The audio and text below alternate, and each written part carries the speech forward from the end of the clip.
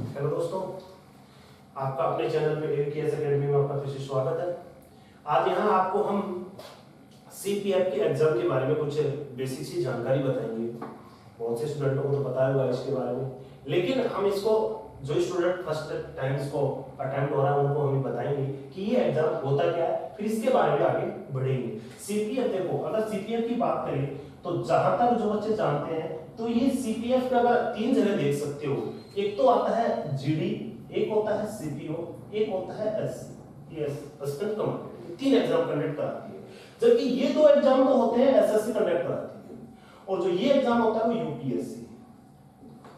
ठीक है दोस्तों, अब सीएपीएफ का जो असिस्टेंट कमांडेंट का एग्जाम है दोस्तों, यानी कि अगर देखा जाता है ऑफिसर रैंक की बहुत ही अच्छी जॉब है अगर हम देखें तो, क्योंकि जहां ये नाम आ गया तो इसमें कोई दो राय नहीं है, जहां ये नाम आ गया तो वहां पे चीजें बहुत बढ़िया मिल रही होंगी, यानी असिस्टेंट के रूप में आपको ये चीजें मिल रही होंगी। तो असिस्टेंट कमांडेंट यूपीएससी इसको कंडक्ट करा रही है, तो आप इसको ये कह सकते हो जो यूपीएससी का एग्जाम वो कराती है, जो जिसके बारे में बहुत से लोग अपना ख्वाब मानते हैं, जिसको लोग सब चाहते हैं कि ये मिल जाए तो बहुत अच्छा।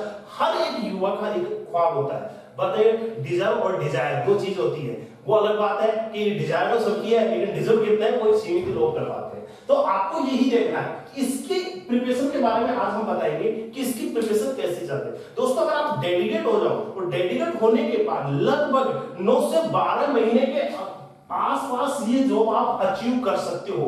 महीने 9 से 12 महीने जो बच्चा बिल्कुल भी उसको ये नहीं पता, एबीसीडी बिल्कुल भी नहीं पता, उसको 12 मंथ के अंदर इस एग्जाम के लिए तैयार किया जा सकता है। लेकिन अगर जो बच्चे का बेसिक चीज है उसको 9 महीने, क्योंकि बेसिक तक यहाँ से एनसीईआरटी पढ़ने में 3 महीने का टाइम तो लगता ही है। तो दोस्तों हम आज असिस्टेंट कमांडेंट के बारे में बात करेंगे कि असिस्टेंट कमांडेंट की नाम जिस जॉब को हम कैसे अचीव कर सकते हैं, इसको हम कैसे प्राप्त कर सकते हैं। सीपीएफ का अगर मैं बात करूं असिस्टेंट कमांडेंट की, हम इसी की बात कर रहे हैं। ठीक है, अब असिस्टेंट कमांडेंट का जो एग्जाम होता है वो आपको बताया मैंने पहले कि यूपीएससी कंडक्ट करती है। इसके दो पेपर होंगे, पेपर 1 और पेपर 2। पेपर 1 की जहां मैं बात करता हूं, पेपर 1 में आपके 250 क्वेश्चन होंगे। कितने क्वेश्चन होंगे दोस्तों? 250 क्वेश्चन होंगे, और 250 क्वेश्चन तो होंगे जनरल अवेयरनेस, बिल्कुल जनरल अवेयरनेस, इसके बारे में हम चर्चा करेंगे। और पेपर 2 जो होगा वो डिस्क्रिप्टिव होगा, वहां पर आपकी लिखने की शैली देखी जाएगी। ध्यान दे लेना दोस्तों, लिखने की शैली, इसके बारे में हम बताएंगे। पहले फर्स्ट पेपर के बारे में बात कर लेते हैं। जहां फर्स्ट पेपर की जहां मैं बात करता हूं वही बेसिक से जनरल सा जो आप बेसिकली पढ़ते हो। कौन कौन से है? जैसे कि मैं बात करूं भूगोल, क्या आ जाएगा? भूगोल, ज्योग्राफी, या दूसरा इतिहास, हिस्ट्री, या मैं बात करूं पॉलिटी, राजनीति विज्ञान। ठीक है, और या मैं बात करूं अर्थशास्त्र। अर्थशास्त्र ना बोल के हम बोलेंगे भारत की अर्थव्यवस्था, भारत की अर्थव्यवस्था। ये पूरा अर्थव्यवस्था को हम करंट में भी पूरा इंक्लूड कर लेंगे, करंट वाला क्वेश्चन आ जाएगा। और एक अपना आ जाएगा साइंस, साइंस में वही आपकी बायोलॉजी वाला पोर्शन अच्छा खासा आता है। ध्यान दे लेना दोस्तों, अगर मैं यहां बात करूं जीव विज्ञान, दूसरा अगर मैं इसी की अगर मैं बात करता हूं जीव विज्ञान में, अगर मैं इसी की बात कर रहा हूं रसायन विज्ञान, और तीसरा आता है भौतिकी।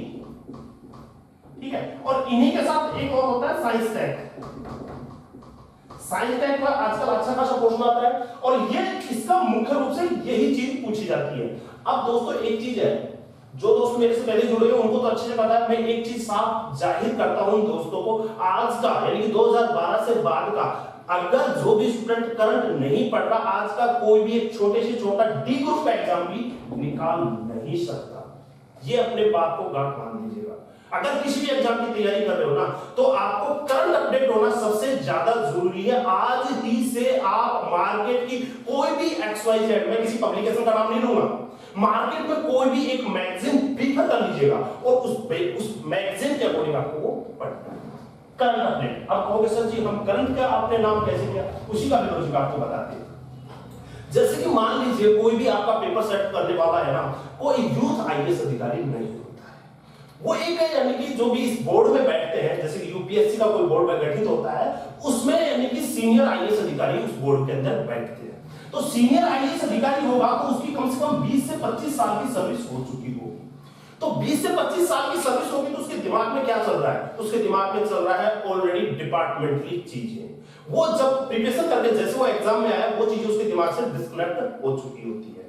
तो यहां पर आपको सब्जेक्ट, जिस सब्जेक्ट से उसके क्वेश्चन को कैसे निकालेगा, उसका प्रोसीजर क्या है, यहां पर ध्यान देना दोस्तों। हम एग्जामिनर से हमारा कंपटीशन है, यहां पे हमें मार्केट के किसी स्टूडेंट से कोई कंपटीशन नहीं है। हमारा जो कंपटीशन होता है उस एग्जामिनर के माइंड को पढ़ना है, रीड करना है। उस एग्जामिनर को हमने रीड कर लिया तो हम आसानी से ये चीजें पकड़ जाएंगे। तो यहां पर जो एग्जामिनर होगा एक अधिकारी की खासियत होती है। क्या खासियत होती है?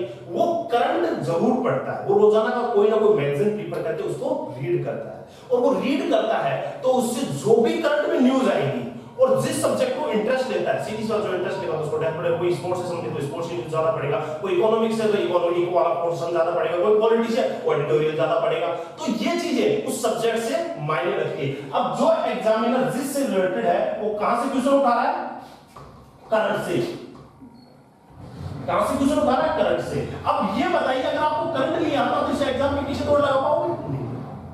तो पहला, अगर आप इस प्रिपरेशन में घुस रहे हो तो आज ही से वो कोई भी करंट का magazine, Hindi medium, English medium, कोई भी एक मैगजीन आपको जो बेस्ट लगे एक प्रीफर मार्केट से कर लीजिएगा। तो सबसे पहले आपको क्या पढ़ना है? करंट। करंट। अब करंट को पढ़ना कैसे है? सबसे बड़ी बात यह है, अब सब कहते हैं, सर दोस्त सब कहते हैं करंट पढ़ो, करंट पढ़ो, करंट पढ़ो। क्या पढ़े करंट में? करंट में बहुत सी क्वेश्चन ऐसे आती है। अब करंट में आपको पेज नंबर 1, पेज नंबर 1 और दूसरा अपना स्पोर्ट्स वाला पोर्शन, स्पोर्ट्स के बगल में इको वाला पोर्शन आता है। ठीक है, ये 3 पार्ट तो आपको विशेषकर पढ़ने हैं। ठीक है दोस्तों, अब पढ़ना क्या है? अब पढ़ना जैसे कि आपका करंट का आपने आज का पेपर उठाया और मैंने हेडिंग ली कि सुप्रीम कोर्ट के सुप्रीम कोर्ट ने अपना ये एक फैसला सुनाया किसी भी मैटर से, चाहे अपना ट्रिपल तलाक से रिलेटेड समझ लो, चाहे अपना कोई इलेक्शन कमीशन से संबंधित समझ लो, या फिर जेडके से संबंधित कोई भी एक कोई क्वेश्चन। अब उसने मान लीजिए जम्मू कश्मीर का कोई मुद्दे पर उसने कोई फैसला सुनाया। अब आपको करना क्या है? इस क्वेश्चन को आपको एक रजिस्टर में नोट कर लेना है और इस पूरे टॉपिक को आपको कवर करना है, पूरे टॉपिक को। और इसी प्रकार से नोट डाउन करते चलना है डेली की अपडेट न्यूज को। और डेली इसी तरह जाओगे तो 6 महीने तक अगर आपने ऐसा कर लिया तो मैं कहता हूं आने वाले 6 महीने का हर पेपर आपके हाथ में आ जाएगा। लेकिन आज का तारीख इस तरह से बच्चा पढ़ता कौन है? कोई नहीं पढ़ता है। दूसरी बात, ये तो आपका हो गया करंट वाला अपडेट, हम एग्जामिनर के पीछे कैसे चल सकते हैं, एग्जामिनर को कैसे अचीव कर सकते हैं। अब दूसरी बात आती है, हर एक सब्जेक्ट होता है, हर एक एग्जाम होता है, उसका एक कॉन्सेप्ट होता है, उसकी अलग एक स्ट्रेटजी होती है। जैसे मैं ये कह सकता हूं, अगर कोई 100 मीटर की दौड़ कर सकता है, वो जरूरी नहीं है वो 1600 मीटर की दौड़ में फर्स्ट आ सकता है। वो 100 मीटर की दौड़ करने वाला 100 मीटर की दौड़ में फर्स्ट आएगा। उसी प्रकार अगर कोई 10 किलोमीटर की दौड़ करता है तो 10 किलोमीटर की दौड़ में फर्स्ट आएगा, तो 400 मीटर की दौड़ में फर्स्ट नहीं आएगा। इसी प्रकार हर एग्जाम की स्ट्रेटजी अलग होती है। इसको पकड़ने के लिए आपको करना क्या है वो आपको मैं यहां पे बताऊंगा। इसके लिए आप करने के लिए क्या करना पड़ेगा? जिस भी एग्जाम की तैयारी कर रहे हो ना, उसका एक प्रैक्टिस सेट आपके पास होना चाहिए। पहला काम, प्रैक्टिस सेट आपको क्या करना है? प्रैक्टिस सेट सोल्व करना है। और प्रैक्टिस सेट सोल्व करके ये देखना मैं कितने पानी में हूं। प्रैक्टिस सेट सोल्व करके देखना है मैं कितने पानी में, जिस एग्जाम की मैं तैयारी कर रहा हूं उस एग्जाम के अकॉर्डिंग मैं कितने पानी में हूं। उसकी मेरे को उसकी यहाँ की हिस्ट्री मेरे को कितनी आती है, पॉलिटी कितनी आती है, इको कितनी आती है, ज्योग्राफी कितनी आती है, जनरल साइंस कितनी आती है, यहाँ की मैथमेटिक्स कितनी आती है, सारी चीजें आपको देखना है। और मान लीजिए जैसे कि मैं बात करता हूं सीपीएफ की, सीपीएफ में मान लीजिए 250 नंबर का होता है, 125 क्वेश्चन आते हैं। ठीक है, हमने देखा कि लास्ट ईयर की कट ऑफ यहाँ पर लगभग 80 क्वेश्चन की इसकी कट ऑफ चली गई। मान लीजिए मैं जरूरी करा एक 80 नंबर की इसके क्वेश्चन की चलो कट ऑफ चली गई। इतनी जाती तो नहीं है यूपीएससी की, लेकिन हम भी फिर एक अजम्पशन कर लेते हैं 80 नंबर कट ऑफ चली गई। तो आप यहां पे पहुंचने के लिए कितने दूर हैं और किस सब्जेक्ट में, हिस्ट्री में, पॉलिटी में, ज्योग्राफी में, किसमें इसको दूर है, और जिसमें दूर है उसको पढ़ना शुरू कीजिएगा। जैसे कि मान लीजिए आपने हिस्ट्री देखी और हिस्ट्री में लगा कि भाई हिस्ट्री में देखा मैंने कि 12 क्वेश्चन हिस्ट्री से आ रहे हैं और 12 क्वेश्चन से मैं खाली 4 क्वेश्चन कर पा रहा हूं। 4 क्वेश्चन को हिस्ट्री में कौन से पार्ट से कर पा रहा हूं मैं? मिडाइवल से, या फिर अपने प्राचीन इतिहास से, या फिर मॉडर्न से, किससे कर पा रहा हूं? तो जिससे 4 क्वेश्चन नहीं हो पा रहे, बाकी के आपके 8 क्वेश्चन नहीं हो पा रहे, वो कौन से पार्ट से जुड़े वो हमें पढ़ना है। प्रैक्टिस सेट सॉल्व करने के बाद यहां पर क्या कहते हैं कि भाई बच्चे क्या होता है कि डिमोरलाइज हो जाएगा फर्स्ट पेपर में, अगर उसको 80 कट ऑफ गई 20 नंबर बनेगा, लेकिन उसको पता तो लगेगा, आपको आईना देखना तो पड़ेगा ना कभी, उस हिम्मत जुटाइए, सच का सामने करना ही असली विनर होता है, उस सच का सामना कीजिएगा।